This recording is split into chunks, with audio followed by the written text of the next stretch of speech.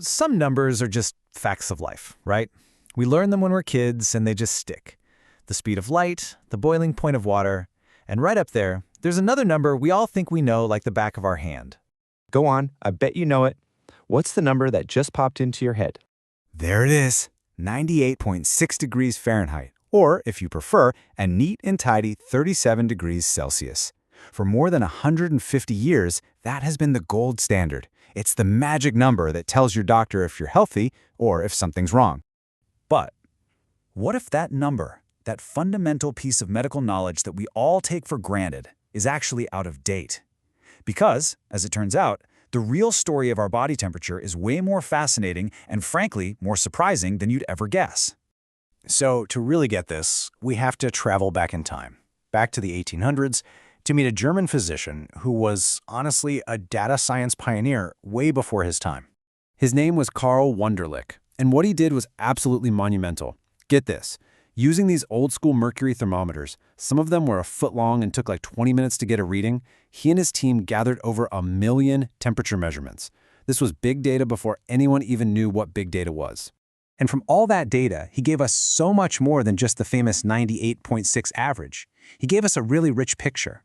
He figured out a normal range, he defined what a fever is, and he was the first to prove scientifically that our temperature goes up and down all day long. He even spotted that women tend to run a little bit warmer than men. I mean, he literally wrote the rule book on this stuff. Okay, so for over a century, Wunderlich's number was basically law. But then, pretty recently, scientists started noticing something odd. Whenever they took people's temperatures, the average just wasn't landing on 98.6 anymore. And when you look at the data over time, the pattern is just undeniable. A big study in 1992 found the average was already down to about 36.8 Celsius. Fast forward to 2017, a huge analysis at Stanford finds it's dropped even more, down to 36.4. So the point isn't that Wunderlich got it wrong. The point is that we're changing. And you can see that trend so clearly right here. Over the past 150 years or so, our bodies have been steadily cooling off. In fact, some researchers think our temperature has been dropping by about 0.03 degrees Celsius every single decade. Now that doesn't sound like a lot, but believe me, it really adds up. Which leads us to the billion-dollar question. Why? Why is this happening? Well, scientists have a few really compelling ideas. The frontrunner is all about reduced inflammation. Think about it. Back in the 19th century, people had all sorts of low-grade infections simmering away. Tuberculosis, bad teeth, you name it. And inflammation literally turns up your body's thermostat. Today, thanks to antibiotics and better hygiene, our immune systems are just calmer. Another big one?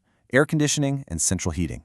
Our bodies just don't have to work as hard to stay warm or cool down, and that could be lowering our overall metabolic rate. Okay, so we're getting cooler. Fine. But that opens up an even deeper question. Why was our temperature around 37 degrees Celsius to begin with? Why not hotter or colder? Well, it turns out that number is one of the most incredible compromises in the history of evolution. It all comes down to basic chemistry. Our bodies are basically a massive collection of chemical reactions, all run by these little protein machines called enzymes. If we're too cold, all those reactions slow way down.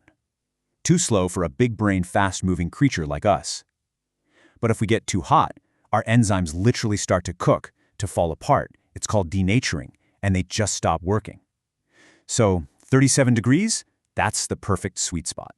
It's hot enough to keep our metabolism humming along, but not so hot that our internal machinery starts to melt. But having a fast metabolism isn't even the whole story. The real killer app, the secret weapon of being warm-blooded, might be its power as a defense system. So let's look at this. At a cool 30 degrees Celsius, a pretty comfy temperature for a lizard or a frog, the world is an incredibly dangerous place. There are tens of thousands of different kinds of fungi that would just love to set up shop and cause an infection.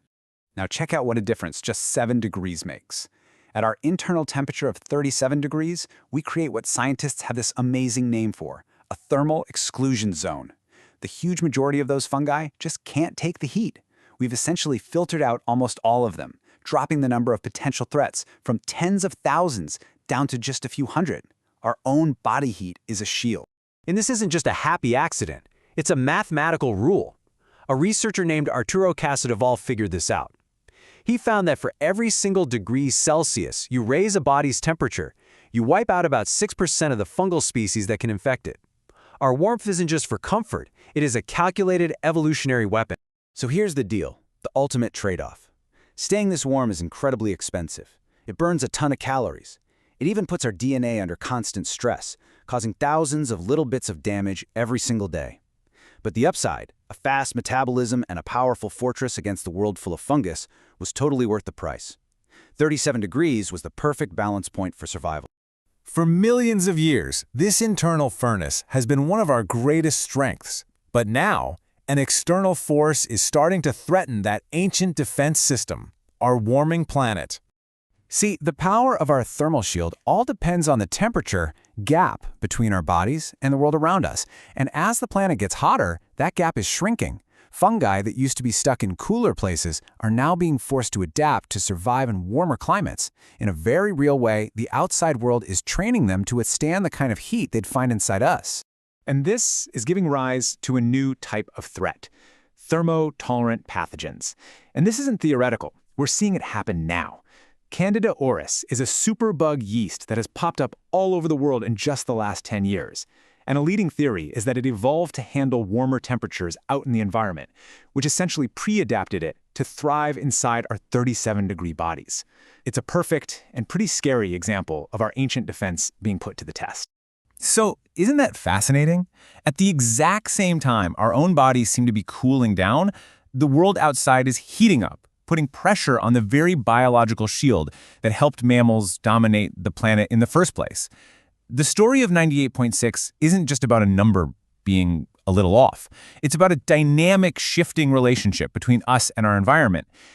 And it really leaves us with a pretty heavy question to think about.